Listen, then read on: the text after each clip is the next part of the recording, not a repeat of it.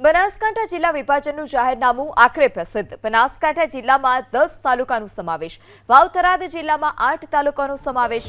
જિલ્લા વિભાજનનું રાજ્ય સરકારે જાહેર કર્યું નોટિફિકેશન। પાલનપુર, વડગામ, દાંતા અને હળાદ તાલુકાનો બનાસકાંઠામાં સમાવેશ। અમીરગઢ, દાંતીવાડા, ડીસા, કાંકરેજ, ઓગળ, તાનેરાનો બનાસકાંઠામાં સમાવેશ કરાયો છે।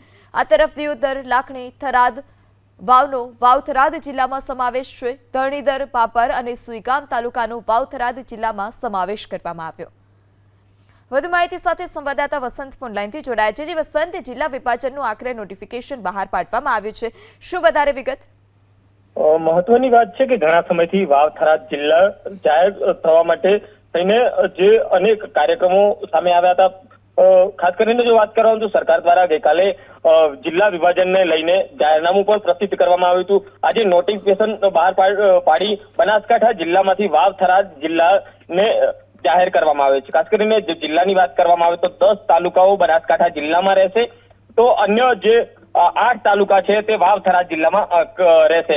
વાવ-થરાદ જિલ્લાની જો વાત કરવામાં આવે તો નવનિર્મિત જિલ્લામાં 2 તાલુકાઓ પણ ઉમેરાયા છે। ખાસ કરીને ધરણીધર અને રાહ તાલુકાની પણ રચના થઈ છે। હાલ તો જે નોટિફિકેશન બહાર પડતા અનેક કચેરીઓ અને લોકોને પણ સીધો ફાયદો થશે। જી વસંત, માહિતી બદલ આભાર।